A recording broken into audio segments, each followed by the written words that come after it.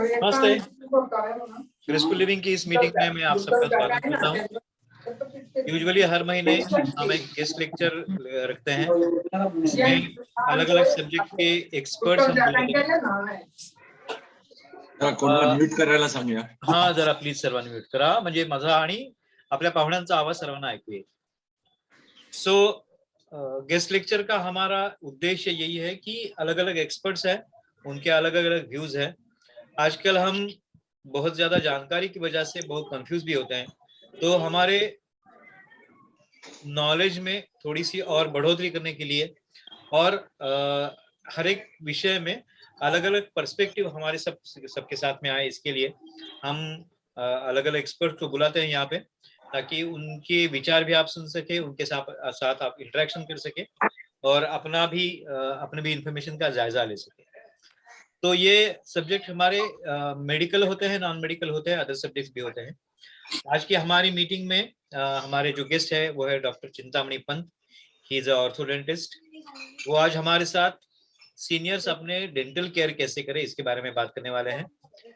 Before that mister Naval Pundole, हमारे senior adviser, जो हमारे ग्रेसफुल लिविंग प्रोजेक्ट के बैकबोन है, मैं उनको रिक्वेस्ट करता हूं कि he will introduce Mr. Chintamani Pant, Dr. Chintamani Pant, and then we will start the program next week.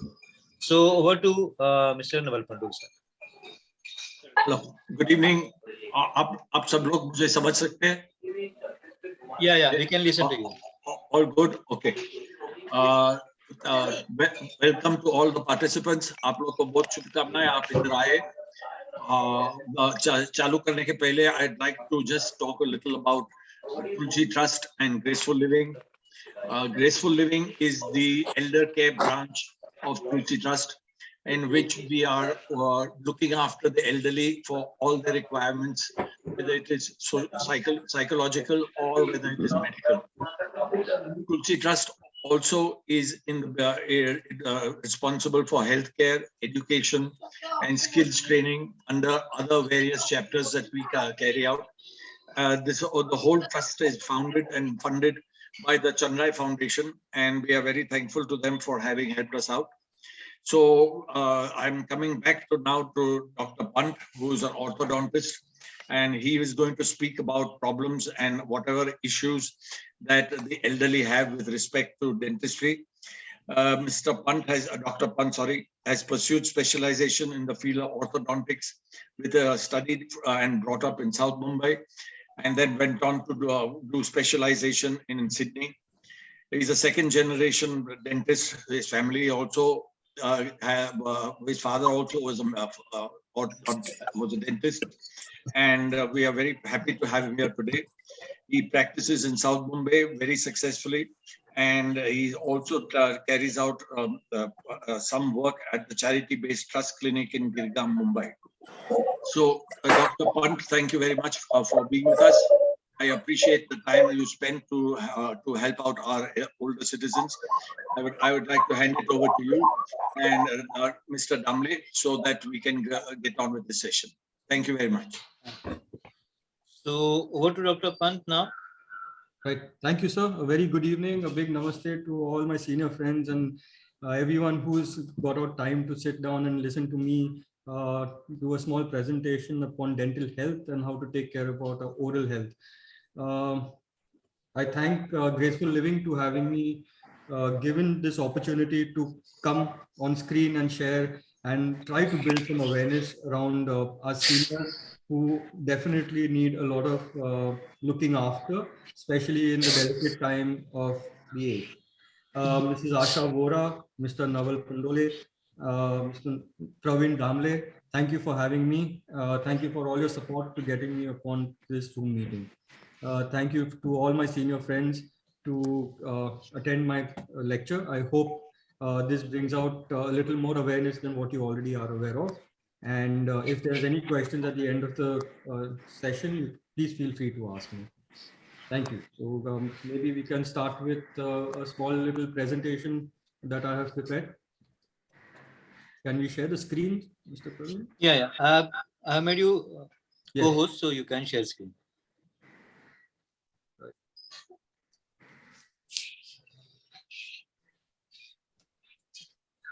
Right. So we are now going to talk about oral health care.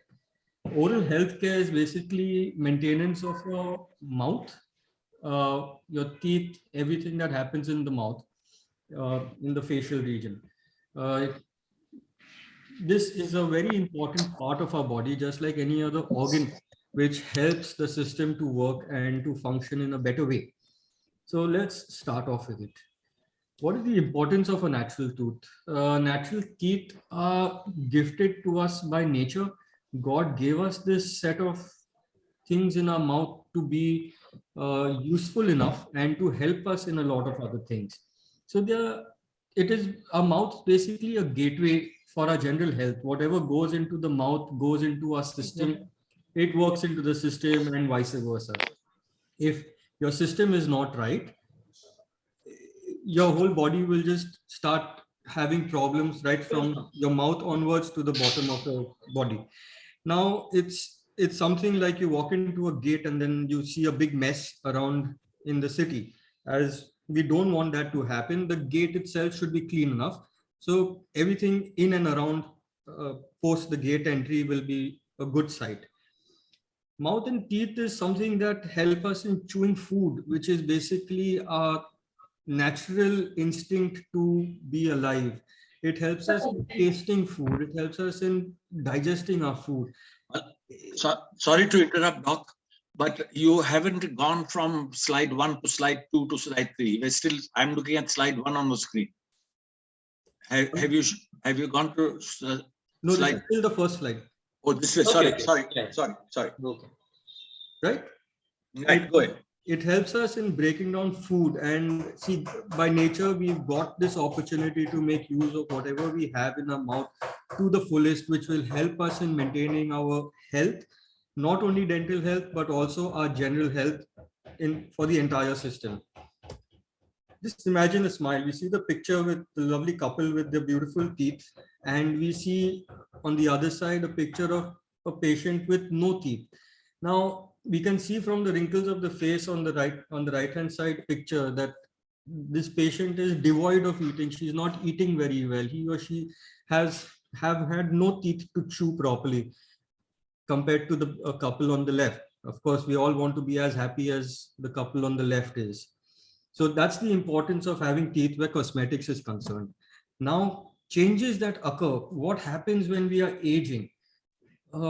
We have a lot of changes, body changes that happen right from our hair to our toes, and everything that comes along with in the body. So there are a lot of facial changes that happen. Our skin starts becoming a little loose. We start getting wrinkles on our skin. There's a lot of loss of weight. There are changes in the mouth because of all the bodily changes that we have. There are changes in the mouth, the changes in the bite, and because the strength of the teeth are also compromised as the age passes by, the function of the teeth is not as much as it used to be. I used to have elderly and senior patients that used to keep telling me that we could break and eat sugar cane, we could break and eat nuts, we could do so many things with our teeth, and now we just cannot. And they feel a little frustrated. Excuse me, doctor. Can you explain some in Hindi? ये sure, I will try my best. जैसे उम्र बढ़ते जाता है, उम्र बढ़ने के हिसाब से बॉडी में बहुत सारे चेंजेस हो जाते हैं. वो चेंजेस की वजह से मुंह में बहुत चेंजेस होते हैं, अपने दांत हिलने लग जाते हैं, गम्स इतने स्ट्रांग नहीं रहते. उसकी वजह से क्या होता है कि दांत पे जो प्रेशर आना चाहिए वो प्रेशर अपना मुंह ले नहीं पाता. उसकी वजह से दांत में जो स्ट्रेंथ होती है वो स्ट्रेंथ बराबर दांत को यूज करने से ऑब्स्ट्रक्शन हो जाता है. जैसे एज बढ़ते जाता है, गम्स में रिसेशन बहुत होता है. रिसेशन मतलब श्रिंकेज. सिंपल टर्म जो यूज करते हैं, वो दांत जो है, गम्स जो है वो श्रिंक हो जाते हैं. श्रिंक होने की वजह से दांत कभी कभी एकदम लंबे लगने लग जाते हैं. वो दांत लंबे नहीं हुए हैं, जो दांत कवर होते हैं वो सडनली एक्सपोज हो जाते हैं. एक्सपोज होने की वजह से जो है स्ट्रेंथ, दांत की जो स्ट्रेंथ होती है वो बोन से बहुत कम हो जाती है. उसकी वजह से दांत पे प्रेशर आना मुश्किल हो जाता है. बहुत बार हम लोग ब्रशिंग जब भी करते हैं, बहुत रॉन्ग तरीके से करते हैं और वो एक हैबिट पड़ जाती है। वो हैबिट हमें चेंज करनी चाहिए। ब्रशिंग हैबिट हमेशा ऊपर नीचे होनी चाहिए, कभी भी ऐसे स्क्रबिंग मोशन नहीं रहनी चाहिए। जब भी आप स्क्रब करोगे आपके दांत भी घस जाएंगे, आपके मसूड़े भी घस जाएंगे। जैसे टाइम निकलते जाता है, हम लोग मेडिकल प्रॉब्लम्स में फंसते रहते हैं, उसकी वजह से मेडिसिन बहुत ज्यादा लेने पड़ते हैं। मेडिसिन होने की वजह से मुंह में जो थूक होती है, जो सलाइवा बोलते हैं, वो स्लोली स्लोली कम होने लग जाती है, उसे ड्राई माउथ कहते हैं। ड्राई माउथ की वजह से मुंह में थूक नहीं होती जिससे वॉश हो सके, जिससे naturally doctor sorry no you continue. जिसकी वजह से खाना बराबर टूटता नहीं है, निगलने में तकलीफ हो जाती है, मुंह में छाले पड़ जाते हैं। तो ये सब अन्य तरीके, अन्य प्रॉब्लम्स है जो हमें एज की तरफ से और नेचुरली ये प्रॉब्लम होना चालू हो जाता है। और सबसे बड़ी बात है कि ये एज गैप में हम कहीं ना कहीं हमारा डेंटल काम पहले तो हो चुका है, आपने डेंटिस्ट को विजिट किया है, उसकी वजह से आपने कोई कुछ ना कुछ तो डेंटल काम किया होगा, उसे बराबर मेंटेन करना एक बहुत जरूरी फैक्टर होता है।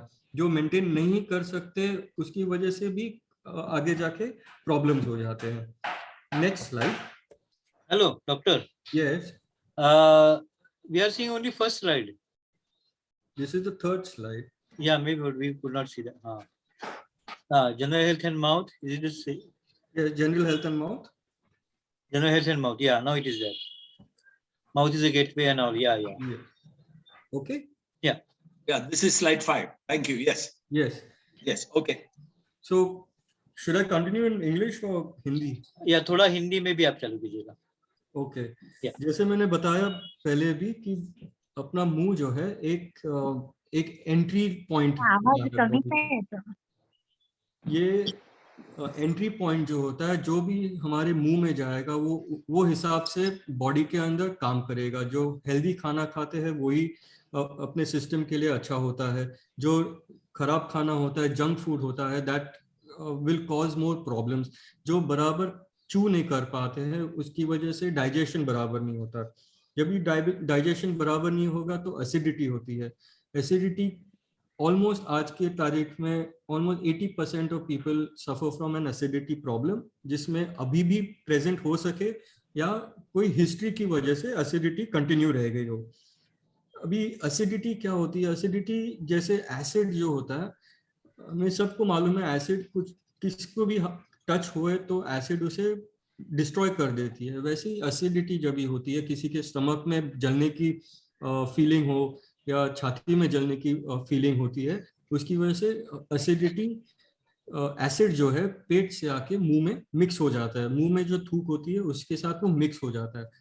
ये मिक्स होने के बाद जो हमारी थूक होती है वो एक नेचुरल लिक्विड है जो एक बैलेंस रखनी चाहिए। एसिड जहाँ पे इंक्रीज हो जाते तो सलाइवा का बैलेंस जो है वो कम हो जाता है, वो अलग हो जाता है। उसकी वजह से एसिड उसको दांत को और मुंह में छाले पड़ने की वजह से कारण बन जाता है। दांत को जो है वो तोड़ने लग जाता है अंदर स्लोली। इट इज नॉट एक दिन में नहीं होता, 2 दिन में नहीं होता वो, लेकिन वो 24 घंटे हमारे मुंह में रहने की वजह से उतना दांत डिस्ट्रॉय होने लग जाता है। मेडिकल प्रॉब्लम्स होते हैं हमें, जैसे एज के साथ बढ़ते जाते हैं वैसे मेडिकल प्रॉब्लम्स होते हैं। उसकी वजह से बहुत सारे मेडिसिन हमें लेने पड़ते हैं। मेडिसिन के हमेशा हमें सबको मालूम है कि मेडिसिन की वजह से साइड इफेक्ट्स काफी होते हैं। साइड इफेक्ट्स होने की वजह से सिस्टम में उतनी गड़बड़ होती है। गड़बड़ सिस्टम कभी ऊपर नीचे हुए तो वो सब मुंह में वापस एक रिवर्स प्रोसेस की तरह मुंह में उतना प्रॉब्लम हो जाता है। काफी टाइम मैंने देखा है कि स्ट्रेस और टेंशन की वजह से हम क्या होता है कि दांत पे दांत पकड़ के काफी प्रेशर डाल देते हैं, उसे हम ब्रक्सिज्म कहते हैं। ये एक जॉइंट होता है यहाँ पे जो हमें हेल्प करता है मुंह खोलने में और बंद करने में, उसे TMJ। Doctor, is it another slide? No, this is the same slide. It's the point. General health and mouth. Okay, yeah. General health and mouth. Okay, हाँ, राइट, ओके। तो इसकी वजह से क्या होता है कि दांतों पे प्रेशर आने की वजह से एक तो दांत एज के हिसाब से इतने स्ट्रांग नहीं रहते, दूसरा होता है कि प्रेशर पूरा इस पॉइंट पे आता है। जब भी आप इस पॉइंट पे रखोगे तो और मुंह खोलोगे बंद करोगे थोड़ा पेन जैसे लगता है। ये सब एक प्रॉब्लम है जो हमारी सिस्टम की वजह से मुंह में ये सब प्रॉब्लम डेवलप होते हैं। सबसे बड़ी प्रॉब्लम एज के हिसाब से और आजकल आज मैं देख सकता हूँ कि डायबिटीज जो है, शुगर रिलेटेड प्रॉब्लम, एक डायरेक्ट कनेक्शन है हमारे मुंह के साथ। हमारे मसूड़े गम्स जो बोलते हैं वो डायरेक्ट रिलेशन होता है बॉडी शुगर लेवल के साथ। जब भी डायबिटीज पेशेंट हमारे क्लिनिक में आए तो हम फौरन उसको देख के समझ सकते हैं कि ये डायबिटिक पेशेंट है या नहीं, क्योंकि डायबिटीज की वजह से जो कंट्रोल नहीं रहता वो मसूड़े उतने काफी वीक हो जाते हैं, बोन उतना वीक हो जाता है और बहुत सॉफ्ट हो जाता है, जिसकी वजह से दांत लूज हो जाते हैं, हिलने लग जाते हैं। और उस टाइम पे जब ये दांत हिल रहे हैं आप खाना खाओ तो खाना खाने में आपको दिक्कत हो जाती है। It is difficult to chew when the teeth are loose. This is a problem which leads to gum diseases. Next slide. Can you see the effect of medications? No, do it again. Now? Now it is there. Effect of medicine. Yeah, right. तो जब भी हम medicine लेते हैं, जैसे मैंने आपको पहले समझा, मेडिकल प्रॉब्लम की वजह से हम उतना मेडिसिन चालू कर लेते हैं। उसकी वजह से क्या होता है, मेडिसिन का साइड इफेक्ट मेनली क्या प्रॉब्लम होती है कि मुंह में ऐसे मेटल जैसा टेस्ट आ जाता है, क्योंकि ज्यादा करके मेडिसिन जो है वो एक कोटिंग के साथ आते हैं, वो एक कोटिंग से बनाए हुए होते हैं, जिसको लेने के बाद मुंह में उतना मेटल जैसे टेस्ट आ जाता है। वो टेस्ट मुंह में ही रहते रहते अपने टंग पे, जीभ पे वो एक लेयर जैसे बन जाता है। जितने इम्पोर्टेंट हमारे दांत है उतना ही इम्पोर्टेंट हमारी जीभ है। हमारी जीभ हमें टेस्ट बताती है, मुंह में बात करने में हेल्प करती है।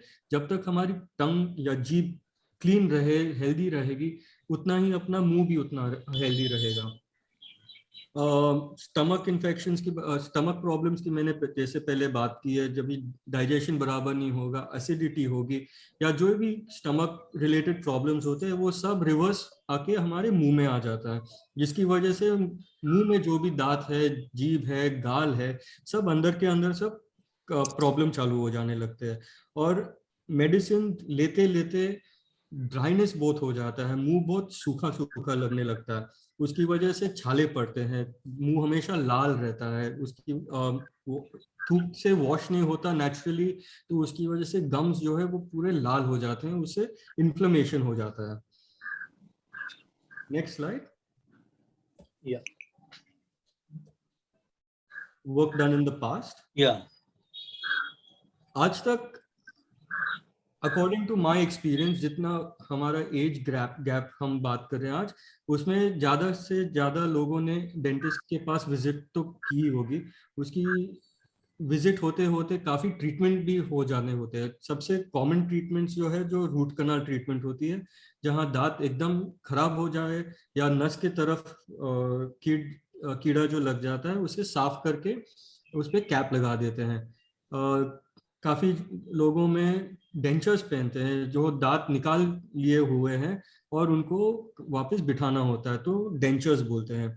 ब्रिजेस और क्राउन्स, जो रूट कनाल करने के बाद या जो दांत मिसिंग होते हैं, जो नहीं है मुंह में, उसको फिक्स करने के लिए ब्रिज बनाते हैं।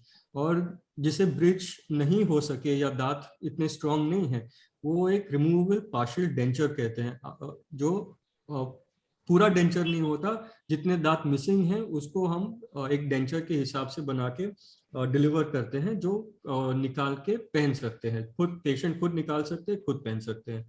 और बाकी उसके बाद जो होता है वो है इम्प्लांट। इम्प्लांट एक स्क्रू जैसा होता है जो हड्डी के अंदर हम डालते हैं, उसको जैसे हमारा नेचुरल रूट होता है उसको हम सब्स्टिट्यूट करते हैं और उसके ऊपर कैप या ब्रिज या पूरा डेंचर बिठा सकते हैं। Next slide. Maintenance of the work done.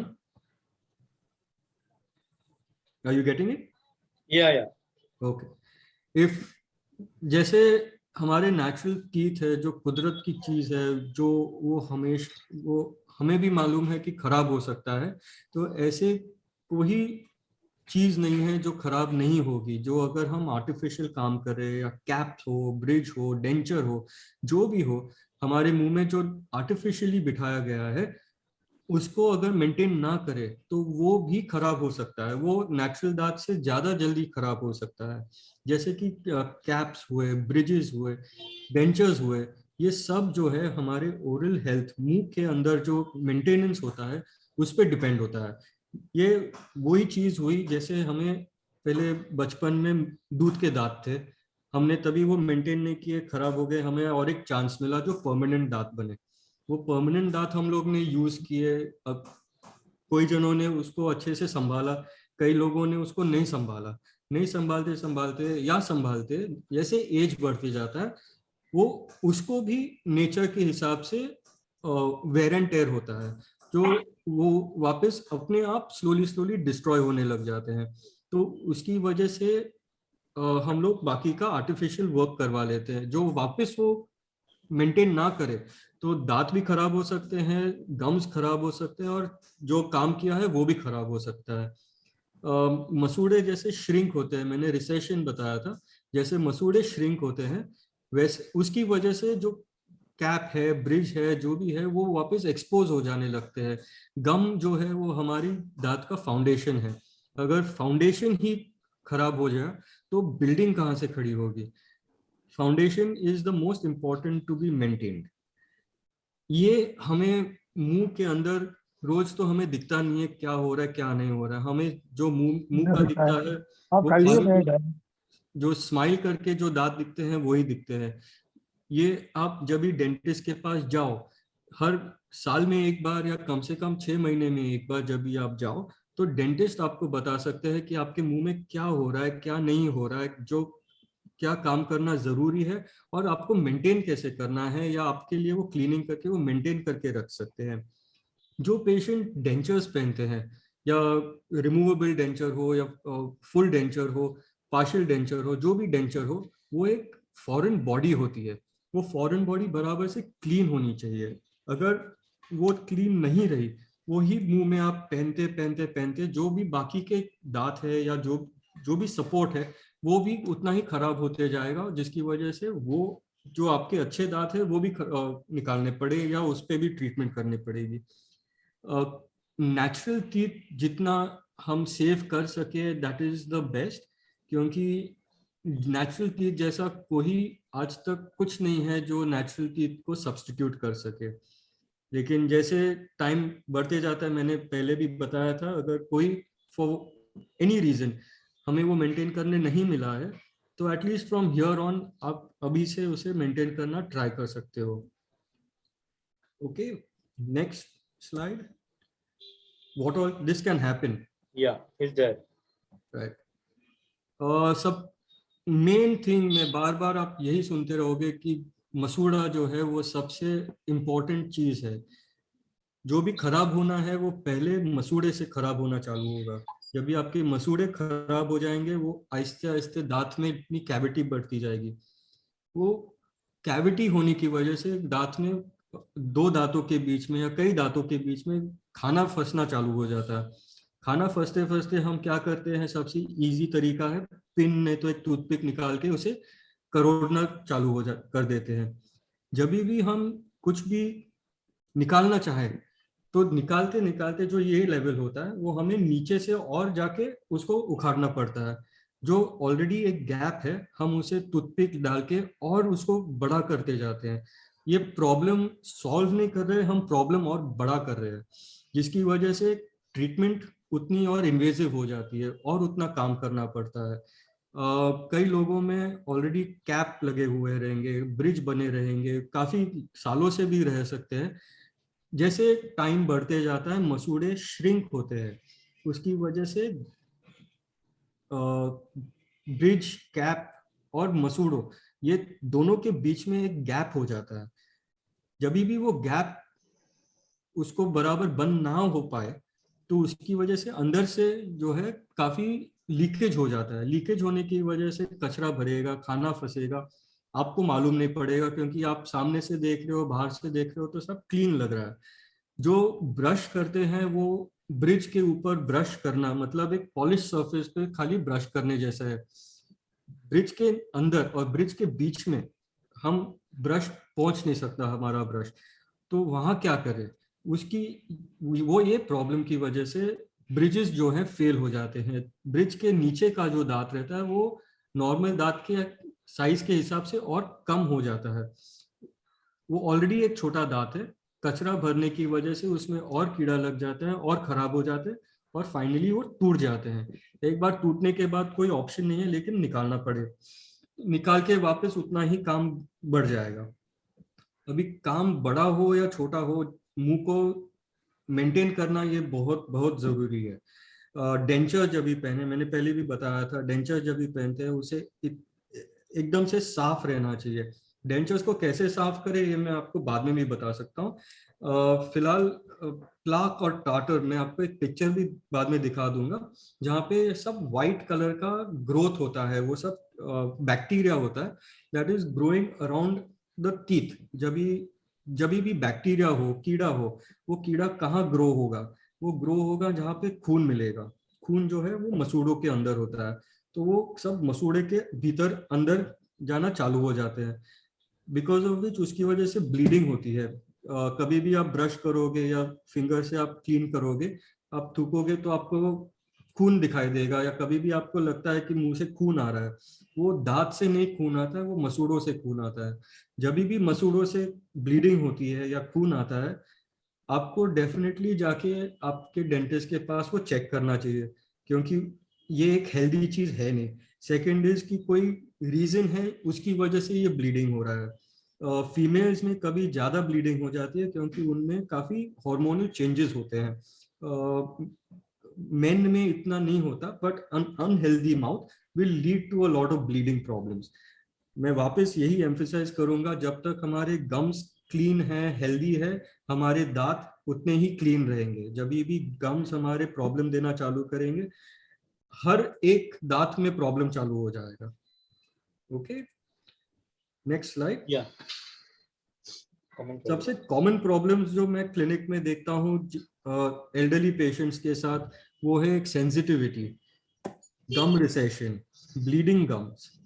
दांतों में ब्लीडिंग गम्स मतलब खून आना, स्पेसिंग बिटवीन टीथ, दांतों में स्पेस हो जाना, फट आ जाना, और इवेंचुअली दांत जो है लूज हो जाते हैं।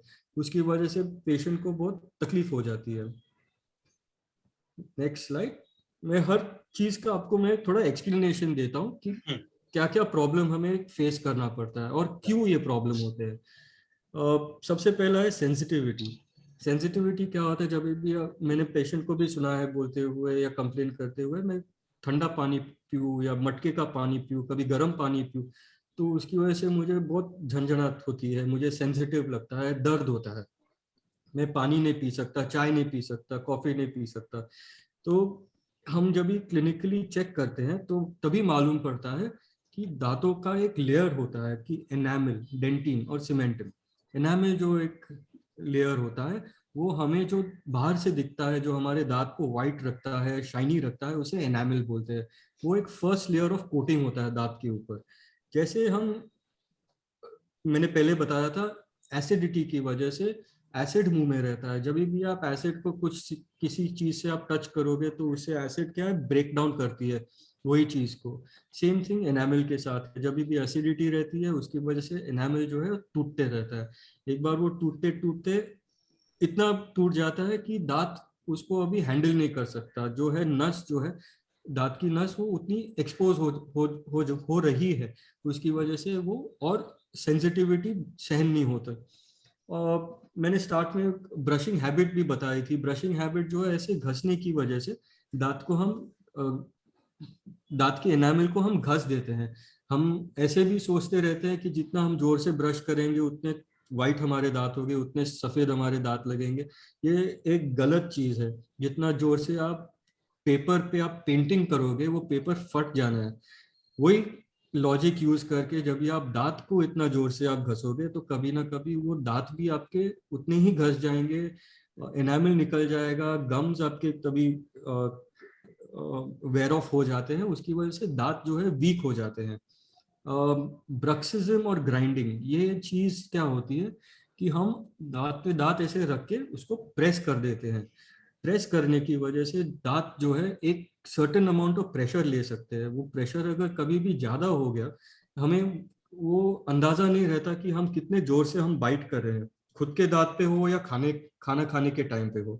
हम कड़क चीज भी खा सकते हैं, जैसे आपको मालूम है, आपने पहले कभी भी गन्ना खाया रहेगा, एकदम कड़क चीज बादाम खाए रहेंगे, वो आप पहले उतना खा सकते थे। जैसे आपका एज बढ़ते जाता है उतनी स्ट्रेंथ कम हो जाती है। उतना ही फोर्स अगर आप ये उम्र में भी यही तरीके से आप उतना दांत पे दांत प्रेशर लगाओगे तो दांत उतना ही आपका वीक होने लग जाएगा।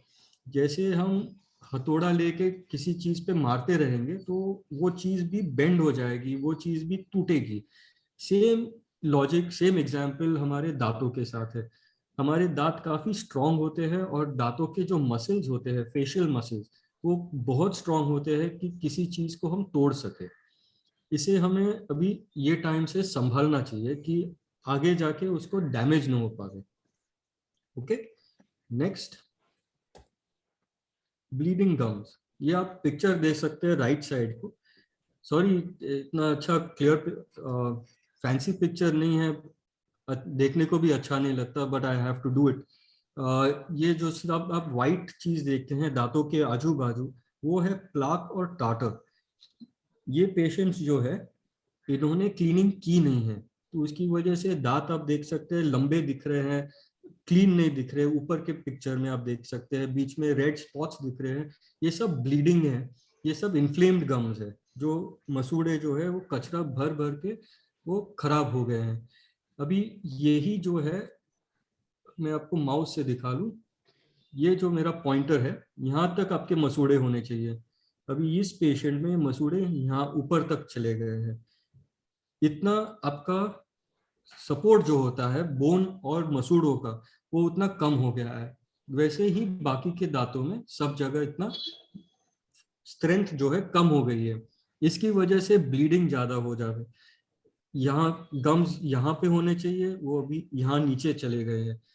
इसकी वजह से ये सब जो है ये खराब हो गए हैं। इसको ट्रीट करना बहुत जरूरी है। ये ऐसे ही रखेंगे तो आपने नाम सुना रहेगा पायरिया का, तो ये जैसे कचरा बढ़ते जाता है वैसे ही पायरिया के चांसेस उतने बढ़ने लग जाते हैं। कभी भी आपको मिरर में आप आपको खुद को देखोगे और ऐसे सब आप येलो चीज दांत के आजू बाजू देखोगे, तो ये सब आपको क्लीन करवाना चाहिए। ये बढ़ते बढ़ते क्या होगा कि दांतों में दो स्पेस बना लेगा, पूरे दांत आपके हिलने लग जाएंगे। जैसे साइडवेज हिलेंगे वैसे ही अंदर नीचे गम्स की तरफ वो और उतना खराब होते जाएगा। इस चीज को हम बोलते हैं जिंजिवाइटिस। जिंजिवाइटिस एक डिजीज जैसे होता है जहां अपने मसूड़े फूल जाते हैं, जहां से ब्लीडिंग होती है, और ये सब एक प्रॉब्लम क्रिएट करती है जो बोलते हैं पेरियोडोंटल गम डिजीज। जो आपके डेंटिस्ट आपको बराबर देख के असेस करके उसको क्लीन करके आपको उतना मेंटेन करने का चांस दे सकते हैं। Okay, next slide. Receding gums, जैसे मैंने पहले बताया था, जहां गम्स जो है वो श्रिंक हो जाते हैं, ब्रशिंग के हिसाब से हो या बाइटिंग के हिसाब से हो। ये जो आप गम लाइन और दांत देखते हैं, यहाँ से यहाँ गम जो है श्रिंक हो गया है। अभी इतने साल तक ये गम लाइन आपको कवर करके रख रहा था, सडनली आपके गम्स जो है आहिस्ते आहिस्ते श्रिंक होके इतना दांत आपका एक्सपोज हो गया है। जब भी इतना दांत आपका एक्सपोज हो, दांत जो है वो बहुत सेंसिटिव हो जाते हैं। यहाँ से है दांतों की रूट चालू होते हैं, जिसकी वजह से दांत काफी सेंसिटिव हो जाते हैं। सेंसिटिविटी कंट्रोल करना बहुत मुश्किल है। यहाँ पे हम फिलिंग कर सकते हैं या एक एंटी सेंसिटिव पेस्ट यूज कर सकते हैं। उसकी वजह से जो है सेंसिटिविटी का जो प्रॉब्लम है वो आहिस्ते आहिस्ते स्लोली इरेडिकेट होता है। इसको जब भी हमारे मसूड़े डैमेज हो जाते हैं वो वापस रीग्रो नहीं होते। तो डैमेज अब तक जितना हुआ है उसे हम कंट्रोल करके फर्दर डैमेज हमें रुकाना है। और डैमेज होते रहेंगे, ये सब दांत जो है आप स्क्रीन पे देख सकते हैं वो स्लोली स्लोली लूज होते होते सब निकल जाएंगे। सबको निकालना पड़ेगा क्योंकि इन दांतों पे प्रेशर आना नामुमकिन है, वो कोई खा ही नहीं पाएगा इससे।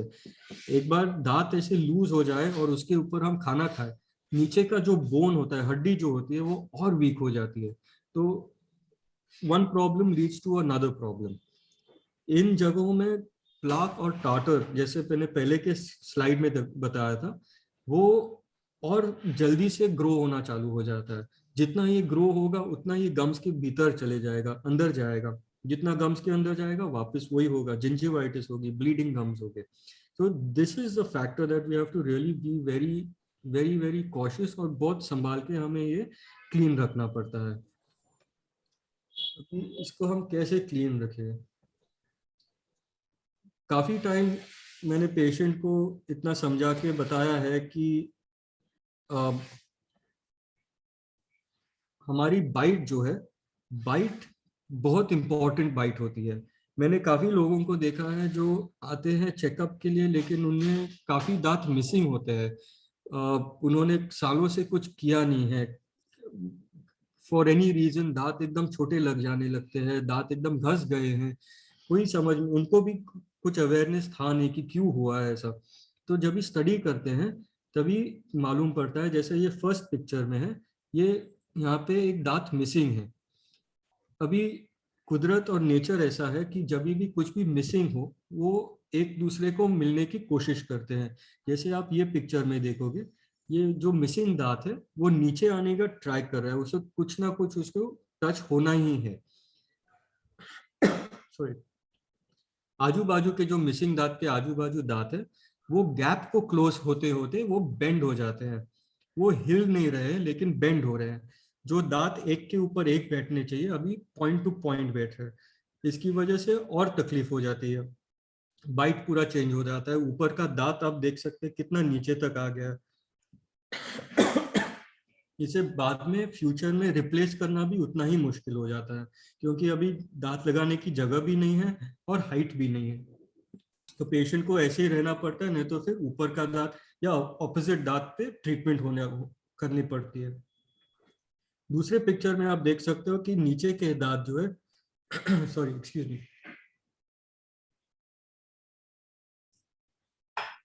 नीचे के दांत जो है ऑलरेडी घसे हुए लग रहे हैं। ये क्यों घसे हुए हैं? Acidity is a big problem. Second is कि हम जो बाइट करते हैं, अगर बाइट बराबर नहीं है, जैसे दांत पे दांत हम घसते रहते हैं, उसकी वजह से दांत जो है वो छिलने लग जाते हैं, छोटे होने लग जाते हैं, वेयर ऑफ होने लग जाते हैं। जब भी दांत डैमेज होता है, वो हम नस के बहुत करीब होने लग जाते हैं। जितना हम नस के करीब होने लगते हैं उतना ही सेंसिटिविटी बढ़ जाता है, उतने दांतों के प्रॉब्लम्स बढ़ जाते हैं।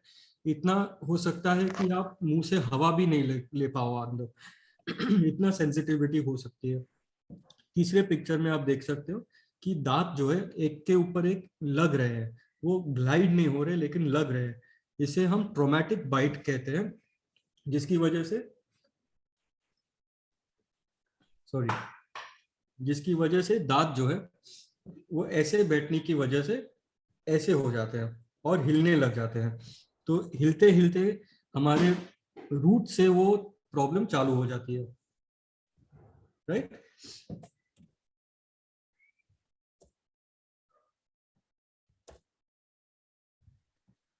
काफी पेशेंट को मैं बात करते वक्त, हम लोग बात करते हैं तो उनको पूछ लेता हूँ कि अभी आपको ये दांत जो मिसिंग है वो आपको चेंज करना है, आपको रिप्लेस करवाना चाहिए, आप क्यों नहीं कर रहे हो, आप क्या सोचते हो?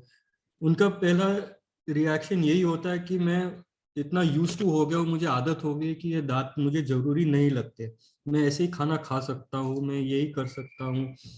तो ऐसे सब उनके एक्सक्यूजेस होते हैं। राइटफुली वो यूज टू हो गए हैं, क्योंकि हमारी बॉडी ही ऐसी है, जो हमें नहीं मिलता है हम उससे यूज टू होके हम बाकी का काम करना चालू कर देते हैं। लेकिन एक रीजन है, नेचर ने हमें ये दांत दिए हैं, राइट। तो हम ऐसे बोल ही नहीं सकते कि हम बिना दांत के रह सकते हैं। बिना दांत के हम खा नहीं पाएंगे, हम खाना तोड़ेंगे कैसे? हम खाना खाने के लिए जो भी करते हैं वो हम बिना टेस्ट का, बिना कोई डाइजेशन के हम ऐसे ही खाना चबाते रहेंगे, एक बॉल जैसे बन जाता है, उसे बोलस फूड कहते हैं। जब भी हम खाना तोड़ते नहीं हैं, उसमें से ना एक न्यूट्रिशन बराबर निकलता है, ना डाइजेशन बराबर होती है। हम अक्खा बॉल का बॉल ऐसे जाता है पेट के अंदर, जो पेट में भी नहीं टूट सकता। उसकी वजह से क्या होगा, इनडाइजेशन होती है, स्टमक प्रॉब्लम्स होते हैं, कॉन्स्टिपेशन हो सकती है, जो वापस आपको मेडिकेशन के ट्रेल पे डाल देती है। वापस आप उसके लिए मेडिकेशन लोगे, एसिडिटी होगी, उसकी वजह से सब जो है रिवर्स हमारे मुंह में आता है। ऑलरेडी हमारे मुंह में प्रॉब्लम चल रहा है या और एक प्रॉब्लम ऐड हो जाता है। जब भी मिसिंग दांत हो, जैसे मैंने पहले के स्लाइड में दिखाया था, दांत जो है वो हिलने लग जाते हैं, क्योंकि बाय नेचर वो बंद होना ही है। वो गैप जैसे भी हो, वो सब दांत जो है अपने आप बेंड होने लग जाते हैं। उसकी वजह से बाइट बराबर नहीं होती। जब भी दांत नहीं हो, मैंने काफी लोगों को देखा है कि दांत न होने की वजह से वो खाने में फिर भी कंफर्टेबल है, for whatever reason and how ever.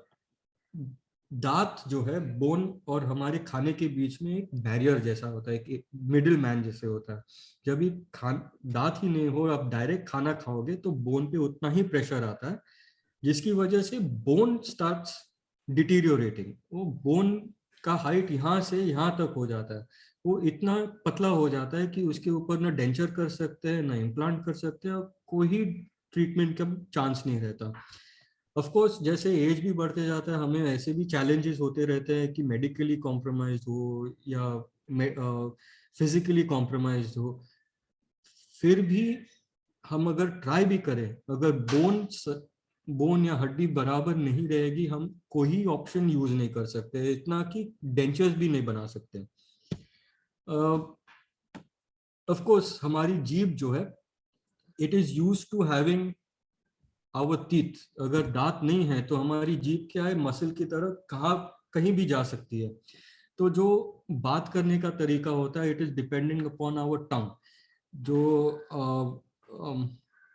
खाना खाते हैं उसकी टेस्ट हमारे टंग पे आती है। अगर दांत कोई भी मिसिंग हो या number of teeth which are missing, वो टंग जो है उतनी फैल के हमारे बाकी के दांतों पे आ जाती है। जब भी खाना खा सकते हैं, अगर चीक को सपोर्ट नहीं मिल रहा तो चीक बाइट हो सकती है, टंग बाइट हो सकती है, और उसकी वजह से बहुत अल्सरेशन और बहुत प्रॉब्लम्स चालू हो जाते हैं, जिसपे वापस मेडिकेशन लो, जेल लगाओ, क्रीम लगाओ। All this can be avoided keeping all our teeth in position.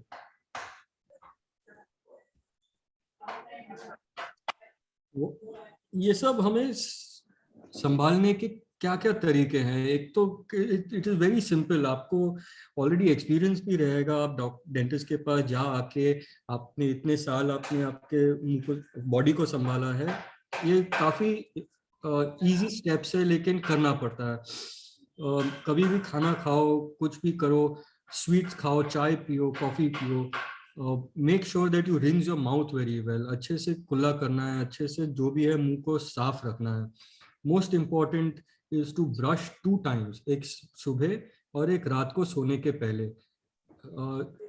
रात को हम सोते हैं मुंह बंद रख के या मुंह खुला रख के, कोई कोई को आदत हो जाती है। उसमें क्या होता है कि थूक जो है वो वॉश नहीं हो रही, वो थूक मुंह के अंदर बढ़ते जाती है, उतने ही जर्म्स मुंह के अंदर रह जाते हैं।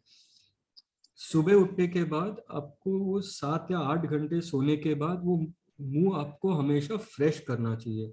अगर फ्रेश नहीं होगा, वही जो बैड बैक्टीरिया रात भर से आपके मुंह में है, वही सीधा पेट में जाता है। एक बार कभी भी सिस्टम में बैड बैक्टीरिया घूमे तो वो पूरे बॉडी में घूमने लग जाती है। हमारे बॉडी के organs are connected to different organs. For example, our heart is also connected to the mouth, sugar is also connected to the mouth. Sugar, जैसे पहले बताया, शुगर अगर हाई रहेगा तो गम्स पे डायरेक्ट इफेक्ट होता है। दूसरी चीज, जब भी गम्स में बैक्टीरिया ज्यादा हो, टाटर हो, प्लाक हो, वो काफी है बैक्टीरिया जो हार्ट पे जाके हमें इफेक्ट कर लेती है। तो there is a correlation with our mouth and different organs of our body.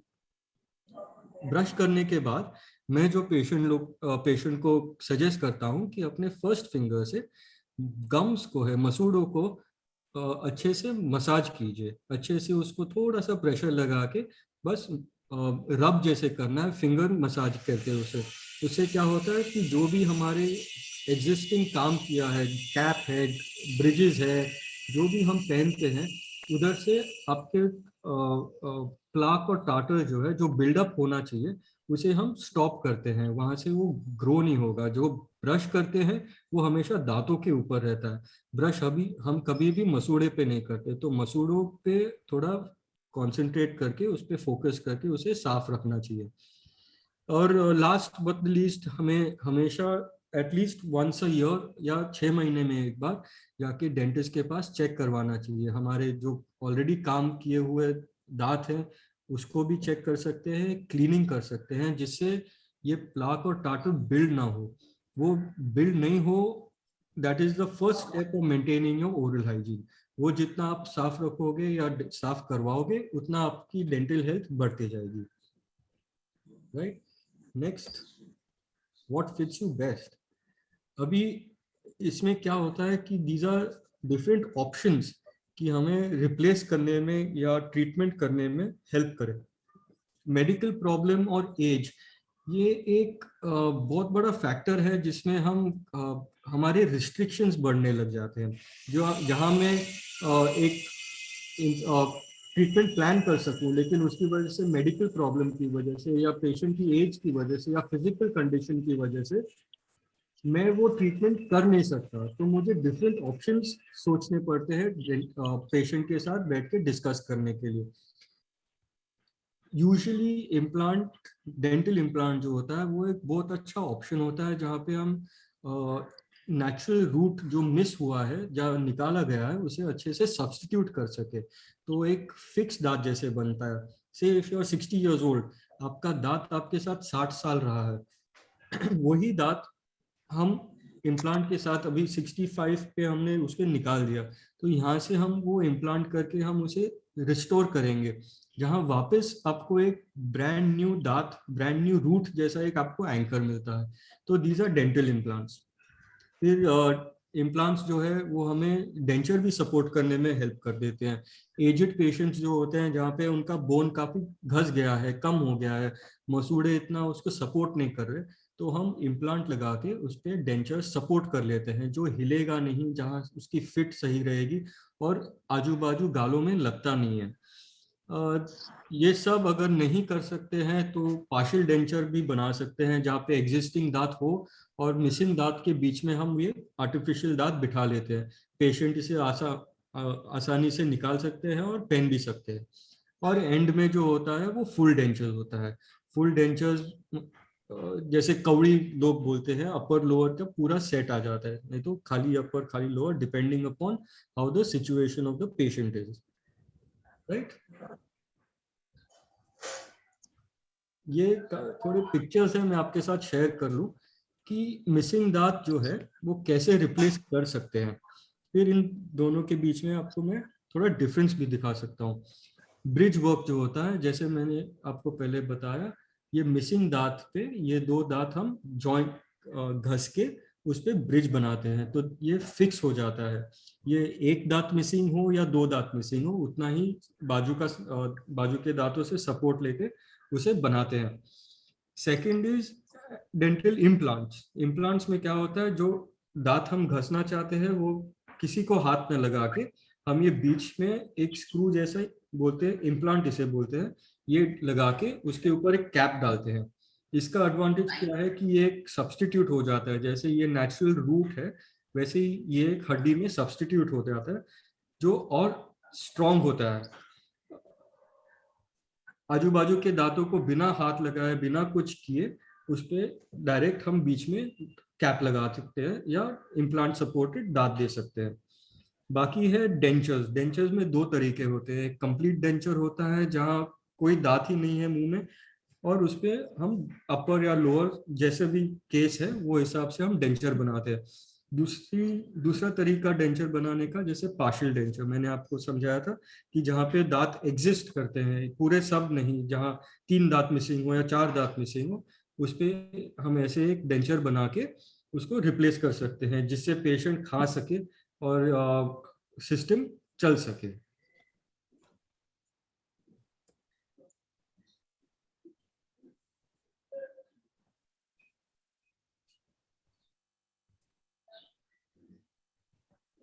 दोनों में डिफरेंस ऐसा होता है कि ब्रिज और इम्प्लांट में दो दांत घसने पड़ जाते हैं।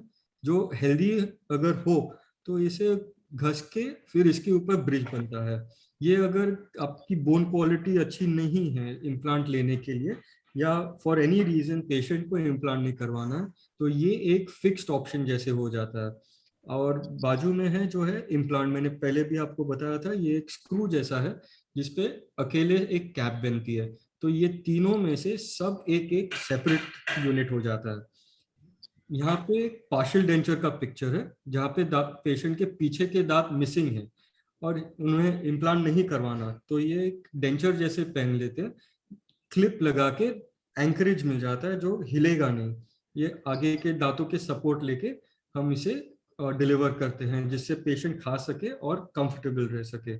ये जैसे फॉर एग्जांपल ये पेशेंट में लेफ्ट साइड के दांत राइट साइड के दांत मिसिंग है, उन्होंने ऐसा एक डेंचर बना के उन्हें पहन लिया, तो दांत का पूरा सेट भी रहता है।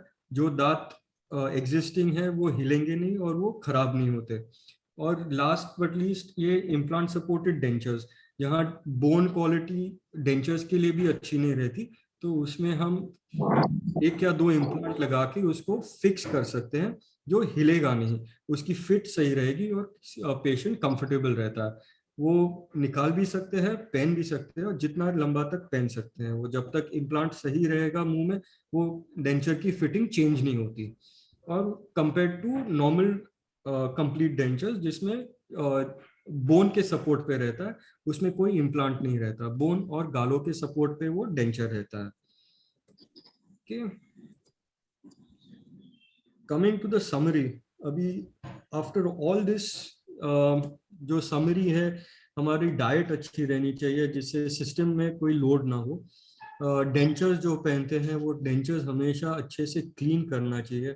मार्केट में हमें डेंचर क्लीनिंग टैबलेट्स मिलते हैं जो हम पानी में डिसॉल्व करके वो डेंचर जो है पानी में डाल सकते हैं, उससे डेंचर स्टेन नहीं होते।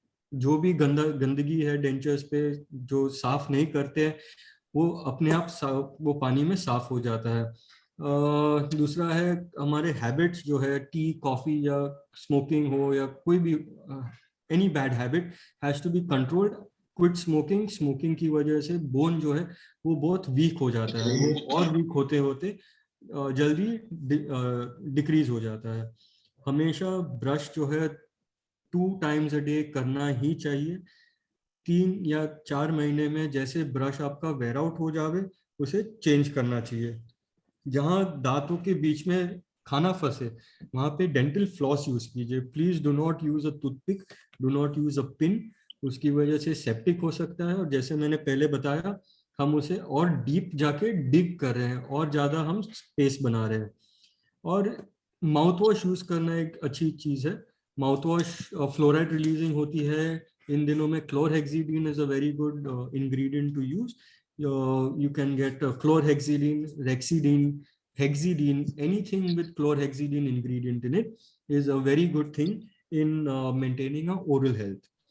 Coming to one important point where in nowadays where COVID is concerned, I've had a talk even upon this before.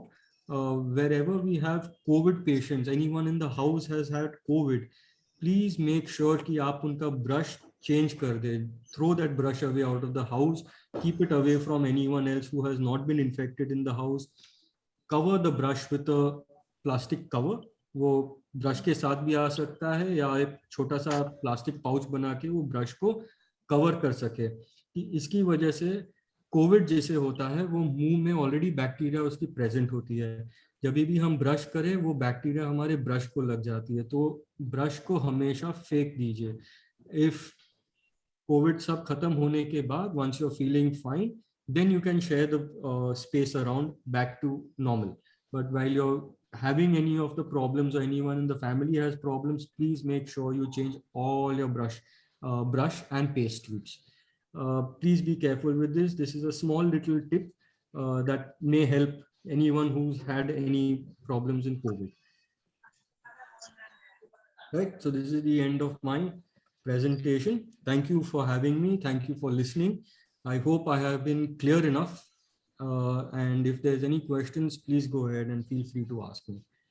Mr. Praveen, I hope this was clear. Yeah, nice. So if you stop sharing, then I'll open the session for question and answer. Sure. Thank you. Yeah, thank you.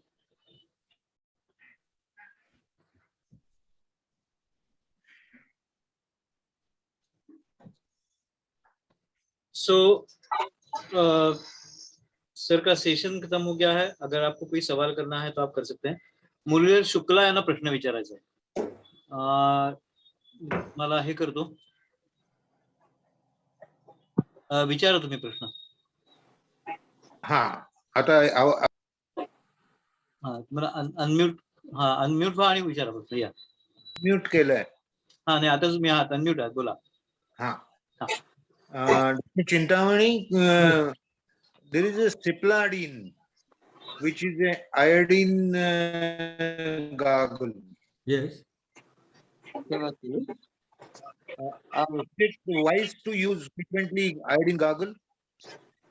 Yes, no problem. You can do an iodine gargle. But how many times you can do in a month? Maybe once a week. Once a week. That's more than enough. More than enough. As long as you're maintaining your health, maintaining the oral health, iodine gargles once a month, once a week is more than enough. So it certainly helps sensitivity problem. Sorry? If there is anything sensitivity problem. Sensitivity. Sensitivity problem. Towards the sensitivity problem. You can try using a anti-sensitive paste like a Sensodyne rapid relief, a Sensodyne repair and protect will definitely help you. And if the sensation is a lot more out of control, I would advise you to have it checked as to why it's causing the sensitivity. Okay. In general, anti-sensitive paste. My experience with sensitivity, I mean, you don't get the toothache if you gargle with iodine. Right. So this is basically iodine. How it's going to help you is maintaining your gum health. So if your gums are healthy, your teeth automatically are going to get healthier. Iodine circle, you can also use something called as betadine. Betadine is an antiseptic. There, which is also betadine. Yes. Different companies make these betadine. Doctor, I want to ask you about root canal treatment, doctor. Yes, sir. What can go wrong after some years after doing this root canal treatment? Is it because of the age or because of any other reason that root canal treatment can fail? Yes, so there are a number of reasons and factors that are involved in a root canal stage, where a successful root canal can also fail over a period of time. When we do a root canal in any tooth, we are basically killing off and removing all the bacteria and the nerve supply out of that tooth, because of which the tooth is going to be quite brittle and fragile. On top of a root canal tooth, why do we put a cap? We put a cap to maintain the tooth structure which we are trying to save by doing a root canal. Now, having said that, if the maintenance is not well, there's always a change from the gum line from here to here. Whenever there is a change in the gum line, there are more chances of leakage which go below the tooth, below the crown, and eat more into the tooth. Already a fragile tooth will break off or create more infection back in the future because that much of bacteria is going and lodging into the caps. So that could also be one of the reasons where the root canals could fail, unless this is considering all the root canals are done optimally and properly. But is it in the long run, is it advisable to do root canal? Sir, very frankly, there is nothing that can take care as much as the strength of a natural tooth. So as long as we can maintain any natural tooth in our mouth, it is the best option that we have. Unless the tooth is so badly damaged, one, or infected, second, that it is causing problems to the bone and the gums where it cannot be controlled by a root canal. Otherwise, root canal is a very safe, very normal procedure that we should definitely give an attempt to try to save our teeth. Sure. My next question is regarding implant. Haji. Has it got any relation to the age of the person? Not age of the person. Yes. It has got direct relation to the bone quality of the patient. Correct. So when you grow old, naturally the strength of the bone also will be it will be reduced. That is why in one of my slides I had mentioned that age and medical conditions, these both are an important factor for us to plan a treatment. If today an 85-year-old gentleman comes to me and he wants to get implants done, I'm going to have two thoughts about it. Whether he will go through the surgery, how successful will the surgery be, and how the prognosis of the patient will be. If the patient is not going to be able to maintain the work that is done, if natural teeth can fail, so will the artificial teeth, whether they are implants or bridges or whatever reason. If they are not maintained, they will definitely fail. Then it is not worth doing that. So when we see a patient, we also assess upon how they are going to maintain the oral hygiene. How are we going to see them 5 years down the line, if they are going to be in the same condition or not. Accordingly, at least for me, I decide my plan of treatment, discussing with the patient upon how the pros and cons of each treatment would go ahead. The dentures fixed on the implant, they are removable and can be cleaned and all, no? Yes, and that has no age limit. As long as the bone is healthy, we can go ahead. That is a very good option that we can give to our patients, because one, maintenance is a lot more easier. Second is the dentures are not ill-fitting, so they don't hurt anywhere, and they will always be on where they're supposed to be. In let us say in one implant, how long a denture can be fixed of number of teeth? A denture is always, a full denture is always at least 14 teeth on the upper jaw, 14 teeth on the lower jaw. Correct. So you can put 2 implants, if possible, 2. Whenever you do an implant supported denture, there will be 2 implants to give bilateral anchorage. You can't put one and expect the other side to just be fixed, because you have to have 2 implants on each side. So one each side is enough. More, it should be enough. Depends upon the size of the jaw, how small it is, how large it is. If the size is smaller, 2 implants is more than enough. Larger the jaw, maybe a 3rd implant would give more anchorage, but sometimes even 2 implants is just good enough. I would like you can add more teeth to the dentures, because some of them, when you do the implant, maybe your original teeth is there, 1 or 2, and you don't want to remove them. So as and when they get decayed, can new teeth be fixed on the dentures? Yes, new teeth can be used onto the dentures, but sir, I'll be frank with you. In case if someone is planning to do a treatment like this, whenever we do something like an implant surgery or an implant placement, we always try to see the outcome of the whole treatment. Doing things half now and half as and when time happens. Of course, if the patient has the need to keep those strong teeth, and if they're strong enough, definitely the plan is changed according to that. If the teeth don't look like they're going to last you for very long, it's going to become an hindrance. It's going to come in the way of our entire planning. So we would advise you to remove those bad teeth in the first place, so everything comes out very smoothly and lasts much longer. So there's no replacement and rework done upon the same patient every now and then. Doctor, one more last question. How expensive is implant? I'm sorry? How expensive? It depends from patient to patient, depends from case to case, and depends from doctor to doctor. I'm sorry, I won't be able to answer very precisely upon that. Every practice is different. But, I would like to ask one question. Becomes an Wait. Okay. Thank you, doctor. पूजा नाखरे यांना पण प्रश्न विचारायचा आहे, बिजू चव्हाण यांना पण प्रश्न विचारायचा आहे. मुदलियार इस एज में एक मिनिट, पूजा नाखरे यांना पण सुरुवातीला संधी देऊया. पूजा नाखरे, तुम्ही प्रश्न विचारा. हाँ, वो किस एज में मसूड़े श्रिंक होना शुरू हो जाते हैं? वो एज ऐसे एक फिक्स एज नहीं रहता मैडम. जैसे एज हमारी तो हर साल में बढ़ते जाती है. जैसे हम काम में बिजी हो जाते हैं उतना ही हमारा बॉडी से ध्यान उतना उतर जाता है।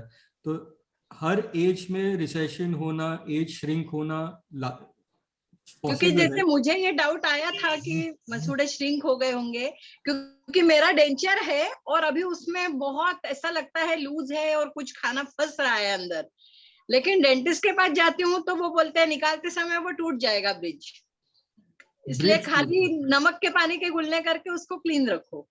यस।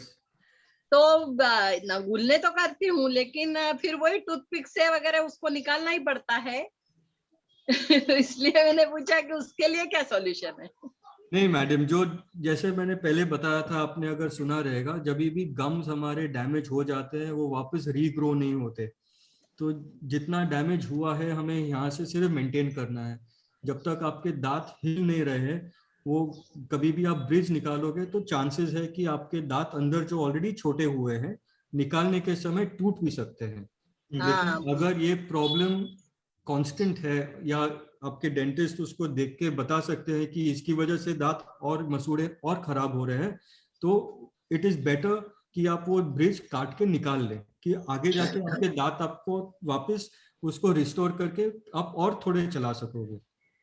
अगर ये एकदम लूज हो गए, अंदर से और खराब हो गए, तो दूसरा कोई आपको ऑप्शन ही नहीं रहेगा बस निकालने के लिए। डॉक्टर मैं शुक्ला एक मिनिट थांबता जरा. मला बोलायचं हा, विजू चव्हाण यांना बोलायचं आहे, त्यांना बोलू द्या, मग तुम्ही विचारा प्रश्न. बरं. Mudali are here. हा मुद्दे वेट मिनिट. Yeah, yeah. हा ओके. हा विजू ताई हा नमस्कार, थँक्यू. नमस्कार.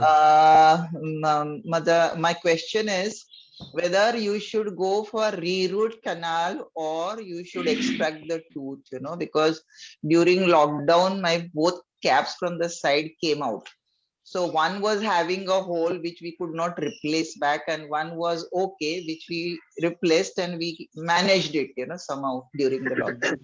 So now I am a rheumatoid arthritis patient. I have inflammatory problem, and that cap which was having a hole had created some infection, and the gum in the root, was puffed up totally. It had become like formed a cyst kind of a thing. Okay.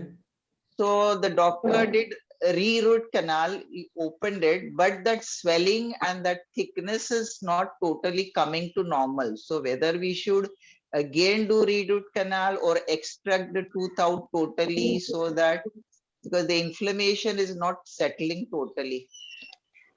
Your dentist is the best person to understand the condition of where you stand at the moment, the status of your tooth. We do a number of investigations along the abscess and the infection, where we try to understand on how severe the infection is affecting the tooth or the bone. Now, when you have a gummy infection, a gum is like a pocket. It is only a covering to the bone. Whenever the infection is to the bone and it is not going down, a re-root canal takes ample amount of time to get back into its normal state. The number of sittings, the number of cleaning, the number of work that has to be done upon it. It's a tooth so small that can withstand only a certain amount of pressure. If for any reason root canal is easier, re-root canal becomes that much more difficult, because we have to first remove whatever is filled inside and then redo it. Many a times this treatment works very well. The idea, as I mentioned earlier, we need to preserve these teeth as much as possible. Many a times it also happens that we need to take a serious call upon how the health of the remaining teeth next to each other will depend upon this existing infection. If it is looking that it is threatening the remaining other teeth on the sides, the infection can spread, because it will spread to anywhere that has blood supply. Now, in a case like that, I would definitely suggest that the dentist takes a call and takes a firm decision upon whether that tooth is worth saving after doing all the re-root canal, which will not affect the remaining teeth, or then just have it removed and be safer on that side. No, the X-ray was done. That time the infection showed into that particular tooth only, the root. So that is why they said it is not spread to the other teeth. So we can do re-root canal, and we will wait for it to get it drained out. so that when it comes to the normal, we can do again a capping as such. Right.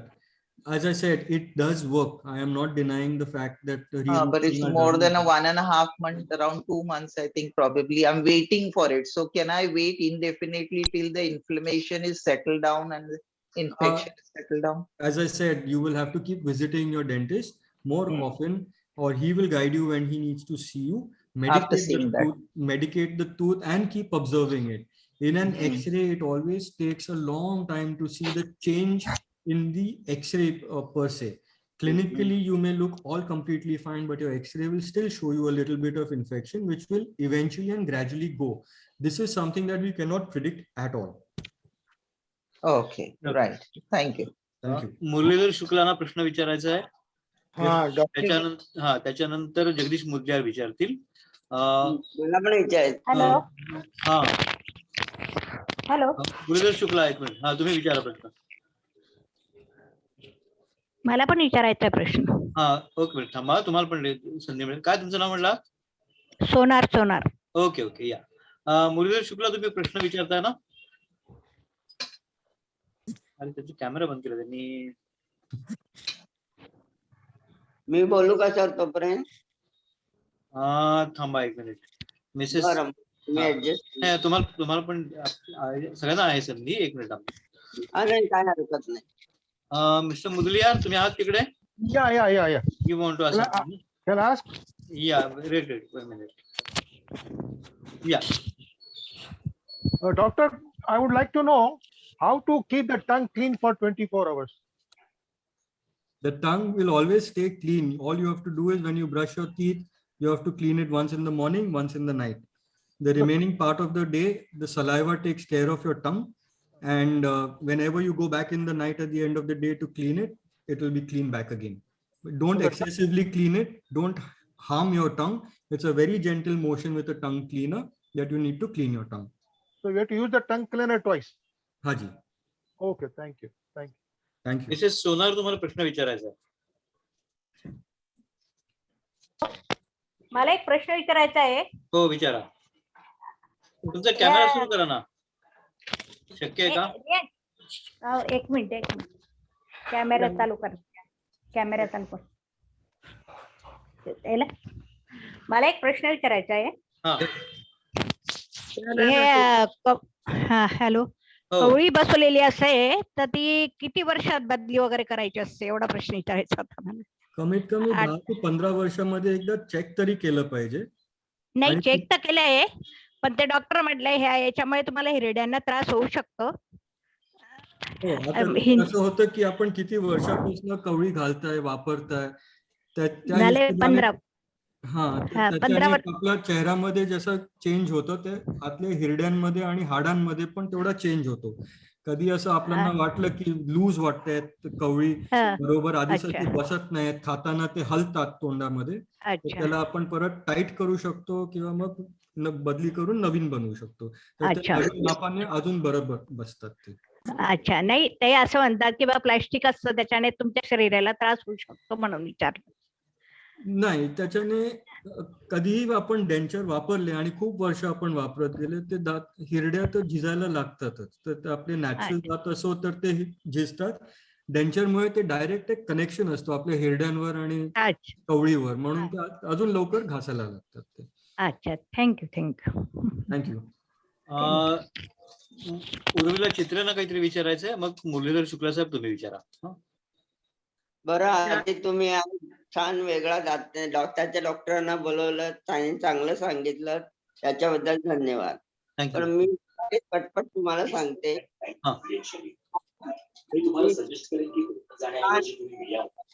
महत्वाचं सगळेच हवंय, पाठीचा कणा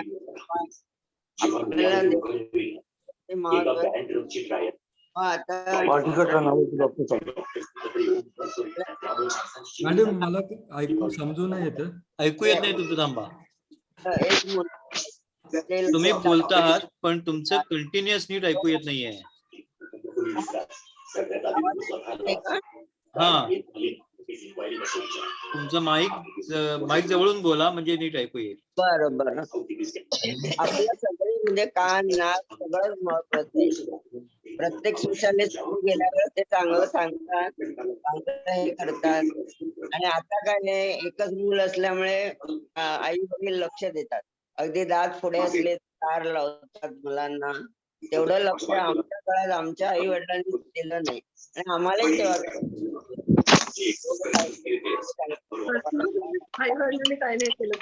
दाताचं हे झालं. आणि आता आम्ही गेलो डॉक्टरांकडे, चांगलं सगळं ट्रीटमेंट आहे. पण आर्थिक हे प्रश्न महत्वाचा आहे ना. हो खर्च आहे ना सगळा बाब. हो बरोबर. आता मी ह्या गेल्या 3 महिन्यात नुसते स्वच्छ केले तर 3000. आणि माझे खरोखर 2 दात बसवायचे मला इथे आणि इथे. तर परमनंट बसवायचे असेल तर त्यांनी सांगितलं अमक्याचे 40 होतील, ते लाखांनी आकडा सांगितला. मग कसं काय ते करणार? नुसतं आपलं चांदी बसवलेली असते ती निघते, दाखवायला जातो, किती खर्च. मग हा खर्च कसा काय आपण ऍडजस्ट करायचा? मॅडम, खर्चाचा जो प्रश्न आहे तो खर्च ज्या डॉक्टर टू डॉक्टर तो एक चेंज होत असतो. दाताचे मी दुसऱ्या डॉक्टरांबद्दल बोलू नाही शकत, त्यांची प्रॅक्टिस वेगळी असते. पण कधीतरी असं होतं की काय काय ट्रीटमेंट थोडे महाग पडतात. आपल्या ज्या एरियामध्ये असतात काही ना काही संस्था असतात जिथे चॅरिटी वर्क पण होते. नाही, मग मला विचारायचं आहे का महानगरपालिकेच्या या कुपर किंवा अशा हॉस्पिटलमध्ये आपण गेलो तर चांगली ट्रीटमेंट मिळते का? सगळे डॉक्टर चांगले असतात, सगळे डॉक्टर तुमची चांगलीच ट्रीटमेंट करणार, बेफिकर नाही. नाही, मी समजू शकते तुमची मशिनरी आहे, तुम्ही एक्सरे काढता, चांगलं हे आहे, म्हणजे तुम्ही ते रेट लावता त्याच्याबद्दल माझं काहीच म्हणणं नाहीये. नाही, पण असे खूप वेगळे संस्था असतात, ट्रस्ट असतात जिथे आपली ट्रीटमेंट पण बरोबर होऊ शकते, त्याची तुम्ही काळजी करू नका. हेच मला विचारायचं होतं. ओके. धन्यवाद. मुरलीधर शुक्लांना प्रश्न विचारायचा. हा डॉक्टर, आपण बऱ्याच गोष्टी डिस्कस केल्या, पण जे कॅव्हिटी बद्दल आपण काहीही बोललो नाही. ज्या वेगवेगळ्या कॅव्हिटीज तयार होतात दातांमध्ये, त्याची काळजी घेण्याविषयी तुम्ही काही सांगू शकाल का? सर, कॅव्हिटीज होतात कारण आपली ओरल हेल्थ चांगली नसते, काही खाणं फसल्यामुळे कॅव्हिटीज होतात. आपण आता कॅव्हिटीज कंट्रोल नाही करू शकत. आपण जेवढं होऊ शकू आपलं ओरल हायजीन जे आहे ते मेंटेन केलं पाहिजे. कॅव्हिटी जी आहे ते लहान मुलापासून ते सिनियर माणसापर्यंत कोणालाही कुठच्याही टायमाला होऊ शकतात. अगेन मी त्याच्यावरच एम्फसाइज करत जाईन की आपण आपले डेंटिस्टचे व्हिजिट्स तेवढे केले पाहिजेत की डेंटिस्टच आपल्याला बघून तुम्हाला बरोबर सांगू शकतो की किती, कुठे आणि कसे तुमचे कॅव्हिटीज निर्माण होत आहेत. तर एकदा ते आपल्याला समजलं तर ते we can stop it before it becomes a bigger job. कारण त्या कॅव्हिटीज तयार झाल्या की मग शार्पनेस आणि इतर प्रॉब्लेम सुरू होतात. शार्पनेस जेव्हा होईल जेव्हा दात तुटतो, म्हणजे आपली कॅव्हिटी तेवढी डीप गेलेली आहे की ती ऑलरेडी अर्ध किंवा दाताच्या कोपऱ्याला खाऊन गेलेलं आहे, त्याच्यामुळे ते शार्पनेस होते, त्याच्यामुळे तो खड्डा झालेला आहे. तर it has been happening for some time आणि ते हळूहळू रोज काही ना काही त्याच्यात वाढत it has become a stage जिथे आपली दात तुटलेला आहे किंवा कोपरा झिजलेला आहे जिथे ते शार्प झालेलं आहे. तर म्हणूनच ते प्रत्येक 6 महिन्याने किंवा एकदा वर्षाने आपण जेव्हा डॉक्टरला भेटू त्या हिशोबाने ते आपल्याला सजेस्ट करतात की तुमचं इथे प्रॉब्लेम आहे की तिथे लक्ष ठेवा, की तुम्ही असं करा की असं मेंटेन करा की we can delay any problems for a long time. Okay. Thank you, doctor. My pleasure, sir. Thank you. But there is a solution, direct solution.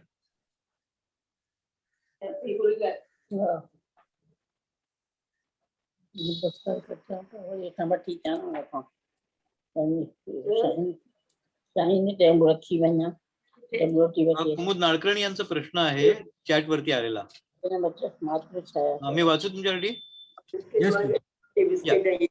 My gums have become delicate I have denture upper and lower, and it has become very painful since denture doesn't remain fixed on to my gums. This has caused wound due to friction. Please suggest remedy. Which medicine should I apply? It depends upon how long you have been wearing the denture first. Yeah. Second is, if your denture is not fitting properly, it has to be checked upon why it is not fitting. There are various ways where we can refix a denture tighter than what it already is. The process and the method is called relining. Relining is a process where an existing denture is prepared to be a better fit on the new measurements that are taken by the dentist. Now, in case if that is also a big problem and there is a big time gap between wearing the denture to the existing time, you change the denture and get a better fitting denture. Where the friction and the pain is concerned, you can use something called as a gel called Kenacort. It's Kenacort. Kenacort is a gel which is used for these ulcers that happen in the mouth, which help in the healing. And if the healing dhale, it is going to eradicate all your friction problems. That is not the solution, that is a remedy. Solution being that you go and get your denture checked and make sure that the dentist sees to it that you are comfortable from there on. Yeah. Thanks. Very detailed answer. Very detailed. जर आता कोणाचे प्रश्न नसतील तर we are coming to the conclusion of this program now. I request Shama to give Thanksgiving for this one. Over to Shama. Yeah, you start. आपका mic बंद है. Hello. Hello. Yeah. You are audible now. Good evening. Good evening. मैं doctor Chintamani sir. आपकी बहुत लो है voice.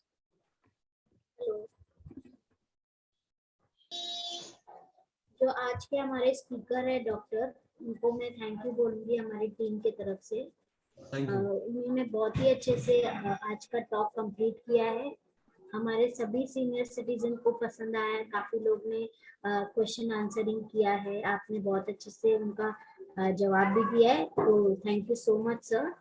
मैं सभी participant जो हमारे सीनियर्स हमेशा जो रेगुलर आते हैं हमारे सपोर्ट ग्रुप मीटिंग में, गेस्ट लेक्चर में या जो भी प्रोग्राम्स होते हैं, तो मैं उन लोग को हमारी टीम की वजह से दिल से थैंक यू बोलना चाहूंगी. आप लोग हमेशा ऐसे ही आते रहिए मीटिंग में और हमारे ग्रेसफुल लिविंग को सपोर्ट कीजिए.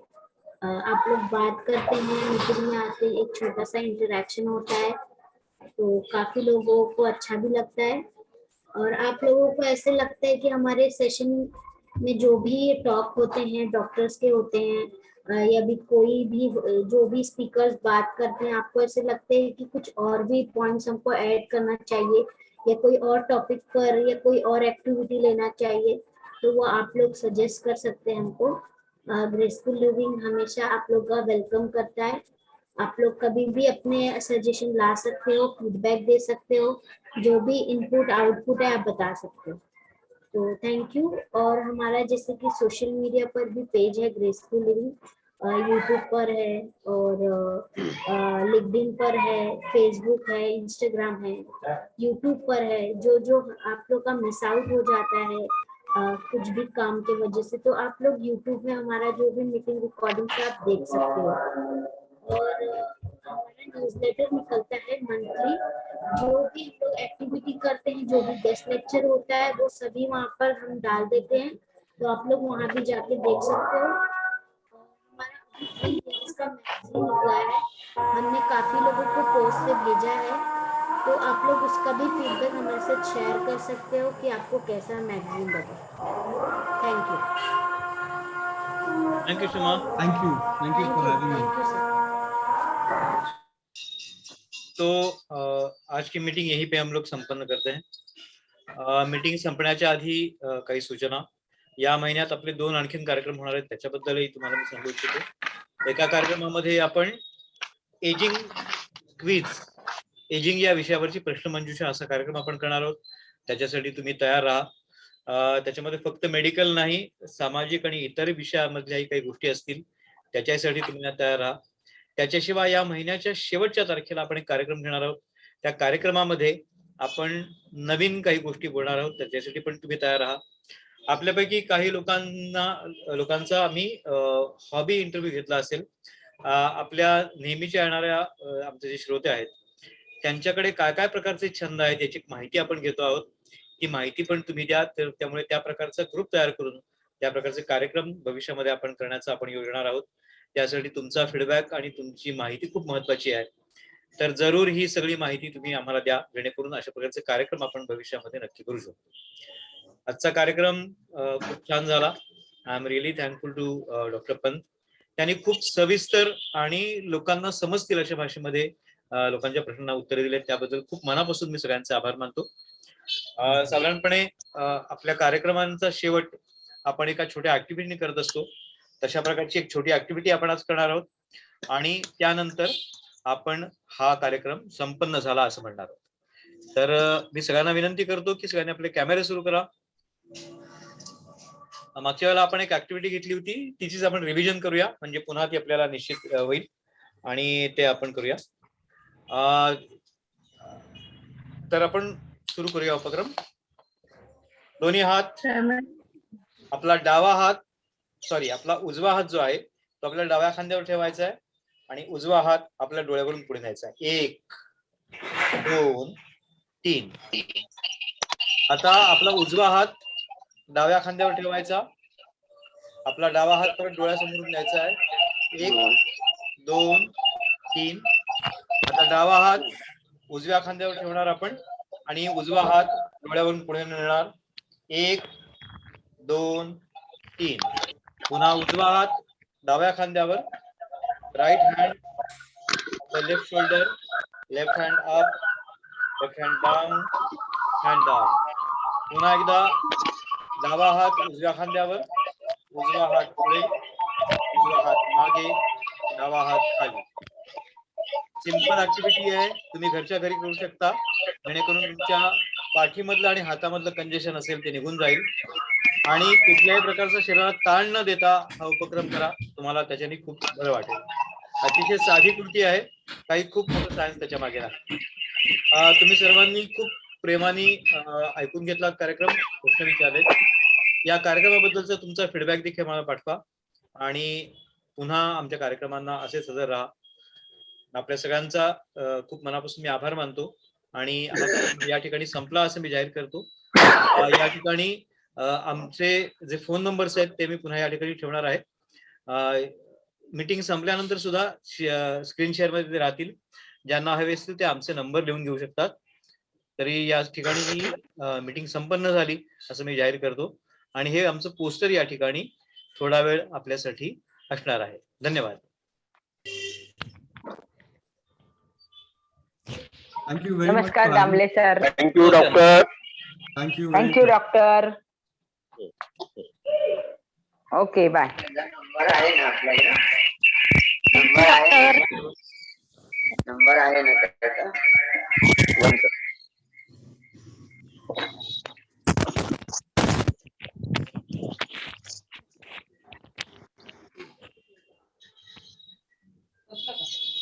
अहो त्या राजला आणि तिला उत्तर द्या त्या फीडबॅक फॉर्मला, असं मला सांगायचं होतं. त्या मिळतात ना, नाही मिळत.